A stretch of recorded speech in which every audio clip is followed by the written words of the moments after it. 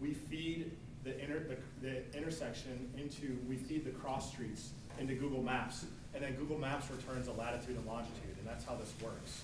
When Google Maps can't figure out where the collision is, when it can't figure out where that intersection is, it returns it as first and main over here.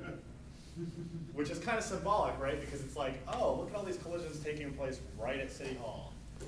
I think it's a good way of making a point, but I don't think Google's trying to make a point. So this is the map itself, and let me show you, you can zoom in. So let's zoom in on that area that I talked about around USC.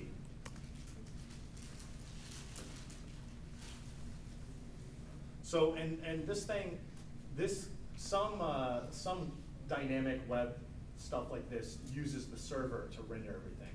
This uses your computer a bit. So if you're running off a slow machine, you're not going to have as good results as if you're running off something faster.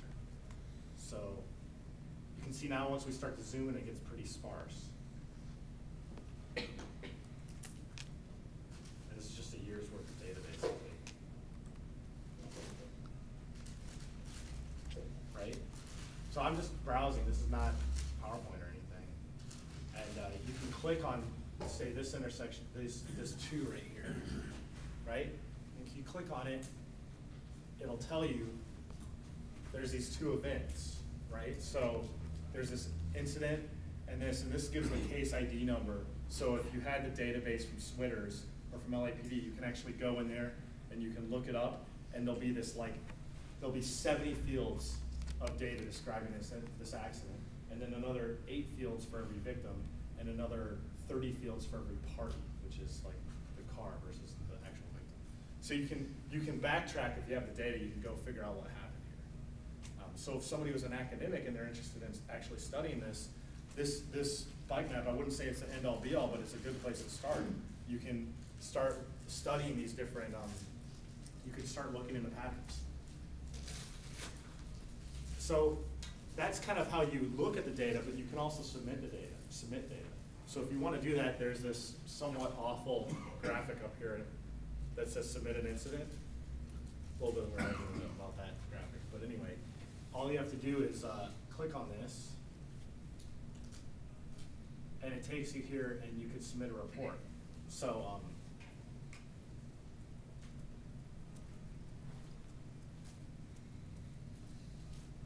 we can submit a report about how Stephen yelled at me and and honked. Stephen, was riding by on his bike, and he said derogatory things about our bike racks. And I think that's under the category of harassment. And first name? Trader Joe. What's Chief Beck's first name? Oh, Charlie.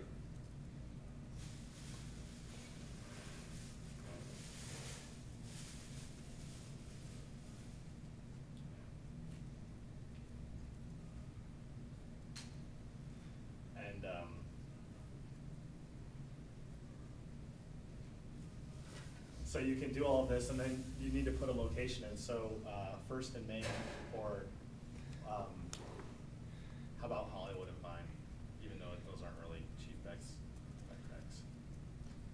So I put this in here, and it'll find the location. All it's doing is consulting Google Maps and asking where is Hollywood and Vine, and then it automatically fills in the location name. And I can add a photo or video if I want. And once I'm done, I just, whoops. I screwed up there. Anyway, once I'm done, I just come down here and click submit. So it tells them that it's been submitted to our staff for review. That's something we need to work on and fix up. But if we go here in the list view, this should pop up right now. All right.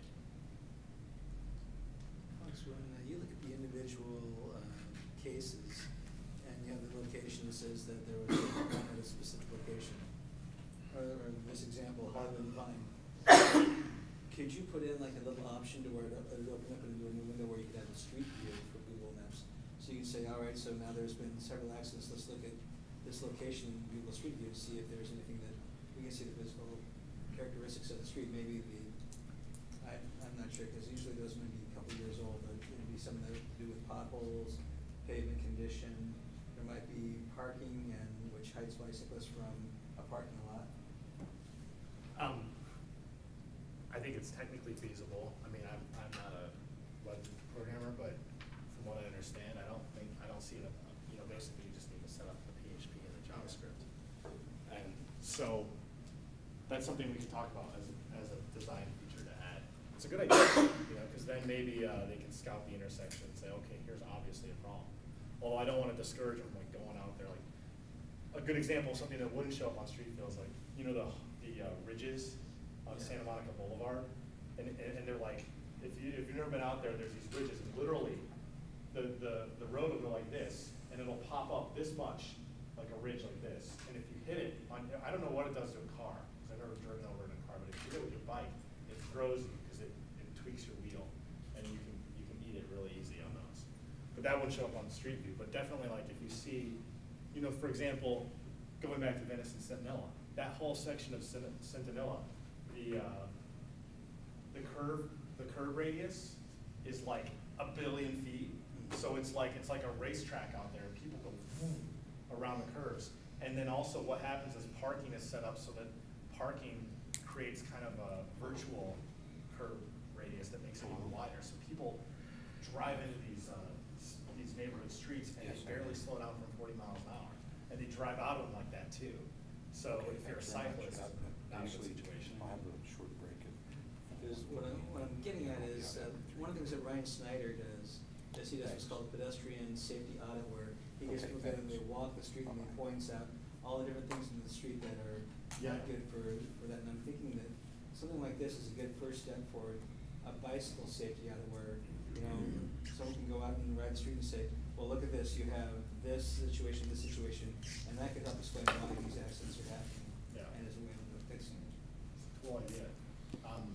So let me just finish what I was doing here. So you can see that the report about Stephen Box yelling at us about our bike racks already showed up here, and we have this verification thing. We're not really making use of that yet, but we can click on it, and here it is. It shows us the location. It's really hard to read. It's much clearer on the computer. I think that it's just harder to read on the projector. And it tells you the category, the time. You can set the time when you submit the incident. It'll automatically fill in the time that you're submitting it as. You know, so if I submit it right now, it'll say that time. But if you want to modify it, you can. Date, same thing. And here what it shows, this map, and this shows the actual incident, but it also shows anything nearby.